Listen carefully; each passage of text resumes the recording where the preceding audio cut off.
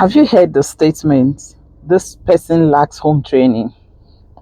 The reason that statement is common is because the home is like a centerpiece for the grooming of anybody, a boy or a girl. So let's look at what the role the home plays in character development. Don't go away, stay with me. Hi, welcome back. In this video, I want to look at the home as a center for development, is a foundation for value. Why that is so. The home plays a significant role in shaping our lives, who will turn out to be. Having worked with a cross section of people from different backgrounds, I've found out that the life everyone lives depends on the home they are from. If you get to relate with someone who is from a polygamous home, there are certain traits that are there, that are prominent, and except the person has taken time to work on themselves, they just show up. People from polygamous home, especially polygamous home that was not peaceful, there's rarely any that is peaceful anyway, that is peaceful, and they don't have such fights and not normal. You see them actively on survival mode, because you just have to survive for you to go, because the women fight amongst themselves, they want to gain attention, the children follow same traits, so that molds the child, molds the person. So you have people who are from different homes behaving in certain way because of what they are exposed to in that home. So I can say largely that the shaping of our lives, whatever will turn out to be, largely depends on the home we're from. And you have people who rush into marriage just because home is not good, so it affects whatever decision you're making. You have people who got married to the wrong person just because they want to leave home at that time. So if the home was better, they wouldn't marry at the time they married, or not married that person that they chose to marry at that time. Because the home is a place for role modeling. In the home, you see your father relate with your mom, the way they go about everything they do, even the way your parents relate with you and your siblings in the home. Those are all learning for the child, because a child that is growing up does not necessarily wait to be told exactly what to do. You can tell them do this, but they observe. Children observe adults who are around, parents around, and they learn from what they see without you talking about it.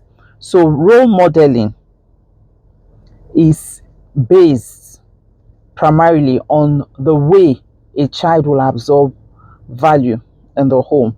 So you can see that they adopt whatever they see, either the caregiver, whoever the primary caregiver is, whatever the people they have around, adults they have around generally, whatever life they are living, they live. So if you live in a neighborhood where the people around are just ill behaved, talk to adults anyhow, they don't have respect for the older ones and all, you find out that gradually he creeps into what we'll be experiencing with your children. So it's important for you to choose where your home will be. That's important. And even in the home, there are things that you will uphold.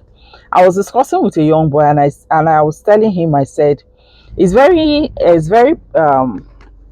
amazing to know that the people from the Eastern world, their culture is so entrenched in what they do, the way they live their life. And that is because they are close. They have close family. You can see them even in Europe. You can have like 4 families that are living together. Communal life is something common. So they are able to build around them the values that they want the children to get, to imbibe and live by. It becomes very difficult even when they leave home to change. But when you're in a place where the people who are supposed to be the role model are doing something different, for them What is it? No, you don't have to do this. And they just compromise on certain things. The children imbibe that, and that's what they do. I was telling a parent about being a Christian, that you're not a Christian on Sunday, and Monday to Saturday you're something else. You're on Sunday, you're good. And that had to do because she was talking, I can't remember the discussion we were having, but she was talking about dressing. Um, okay, she wore something really nice, very, and I said, oh, this is really nice, this is gospel standard. And I was teasing her. She said yes, because she's going to church. And I said, how do you mean? She said she's going to church and she's an usher. Because of that, she has to dress well. I said, how? Why should it be? Are you telling me now that as you're here now, you're not in the presence of God? God is not seeing you. It's only when you go to church that you will not dress well. She said that's how she was raised, and that's how it is. That she can wear anything, she can wear trouser anywhere, but she can't wear it to church. She can wear skimpy clothes or anything, but she can't wear it to. I said, no, that's living dual life. It's not what it should be. The fact that you were raised like that from home, now you have grown, and there's a revelation of the word that is available to you. You should know that God is everywhere. God is in you, moving in you. So even when you choose to wear what is not right, God is seeing you. She said, no, no, no, she doesn't see it that way. Just leave it. It's the way you do your things. This is the way I do my things. That is culture. That's value that she got from home. And she couldn't see any way that would be different. So I would say that the values that we want to see in our children, we should model them in our home. And even for those who are grown adults, if you see something you don't like or you don't understand, find out about it and change it. You don't have to go by it because mommy said so, daddy said so, that's what it will be. Check it out and see whether it's true or it should be so. So I would say that in a nurturing environment, in an environment that is nurturing, if your home is a nurturing environment, be intentional. Create values, create things that you would want these children to be. 7 years from now, 8 years from now, who do you want them to be? What do you want them to represent? That should drive what you do in your home. So in the home, first is a place of role model. The children are able to imbibe, see what they want. It's a nurturing environment for them because in it they are able to see uh, loving parents, siblings, support, not being too judgmental. I've repented, I was there. Not being too judgmental and being able to help one another to grow. So if you have if you have children growing up in a nurturing environment, their self-worth will be developed, self-esteem will be intact. They are able to stand up to say no and they mean it. When they say yes for the right reason. They're not saying yes because they are pressured into it. So they are able to be themselves and live well and be happy doing what they're doing, not because someone is coercing them into it or there's pressure in it. They're able to say no. I had a friend, a senior friend, who is late now, and he was talking once and was saying that he wants to take care of the daughter such that when the daughter is out on the streets trying to find life for herself, she will not be enticed with things. So he wants to provide basically those things that could be enticing to the child when the child is out there.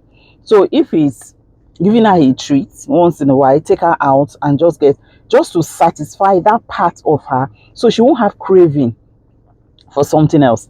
And my mom usually, she says it in her dialect and it's very very profound. She will say, they don't poison you with what you forbid.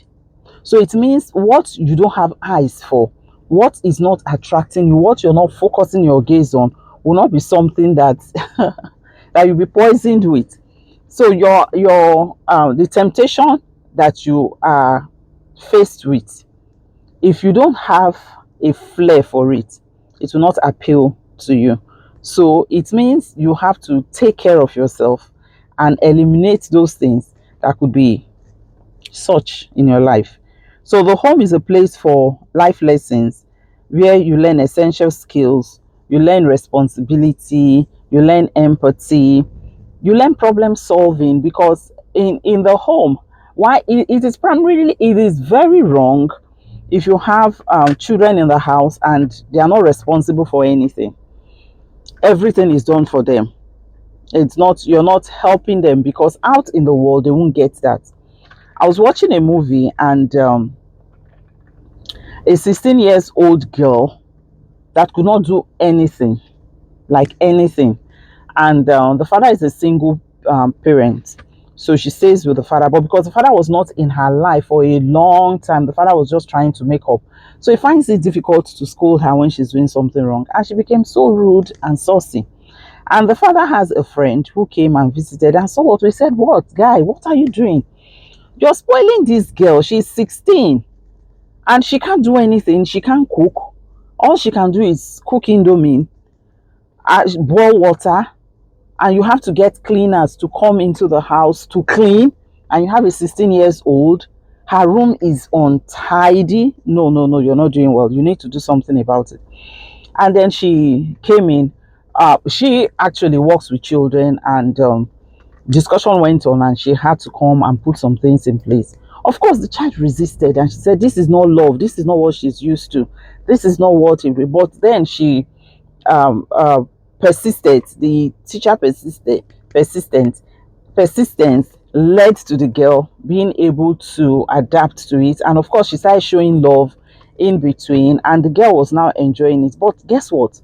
When the mom came visiting and saw that, she said, "No, no, no, no, this is not what it should be for the daughter. The daughter cannot be a maid. How can she be the one cleaning and doing it?"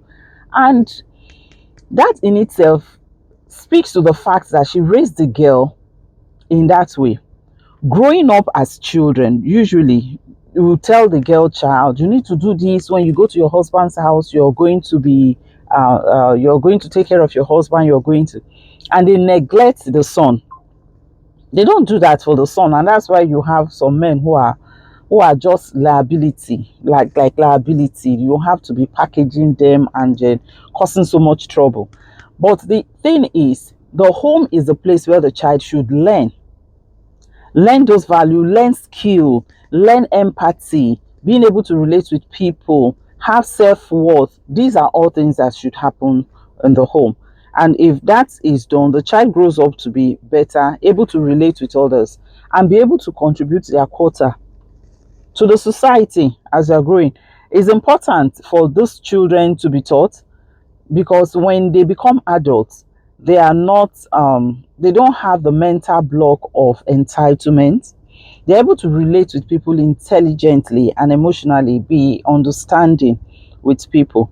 The impact of this development in the home goes a long way, because they're able to stand up for themselves in the community wherever they find themselves, is in their place of work, and or because they have value formation. They know what is right, they know how to carry themselves, they know how to behave, and they'll be able to relate with others better. And when you have character fully developed and all, it means the child will know who they are. They don't have issues with identity.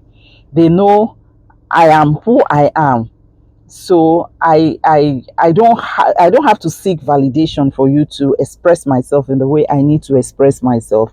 And the confidence that they have becomes great, and with that they will be able to get into healthy relationship. There are healthy relationship that will blossom into whatever they want it to be. And you don't see people who are dependent. They just feel like, "Oh, I love you. If I don't love you, I'll die. I'll commit suicide." I will just die. I'll end my life. If I'm not with you, nobody else can be with you. I want to die. You don't have that. I may be laughing about this, but it's very serious. It's important for us to raise our children with values, because it will mold them. It will mold them to be able to interact healthy, form healthy relationship, and be able to experience life in a better form. Overflow life in the overflow channel. That's all we do. Bring things to the surface and helping us to live a good life. So have your home be a place of nurturing. Have your home be a place of support, a place where value is upheld, And the children who are growing in the home will know that we need to do better with this. This is not acceptable. I wouldn't accept this done to me because I know who I am. So if God calls you a masterpiece, if you're valued and you know who you are, you will do better. And so let's make our home the place for value. Let's make our home a place where it can be described as the foundation for value.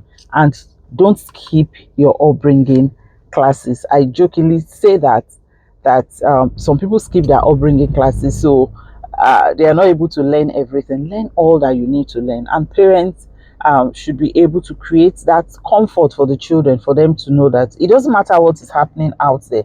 I know when I get home, I'm consoled, and they are very happy to get home, knowing that at home they have the support they need, the nurturing they need to be the best of who God has called them to be. So don't deprive your children of that, because if they don't have that comfort, support, and nurturing environment in the home, they want to be out. And whatever you don't teach them at home, they end up learning the opposite of it out on the street, because the person on the street does not have your interest at heart. So it's important for you to be the one who is intentional, treating your children well, and letting them know that home is the place of nurturing, and they are always welcome and accepted at home. So till I come into your space again, this is me telling you, make your home a foundation for values. All right, bye.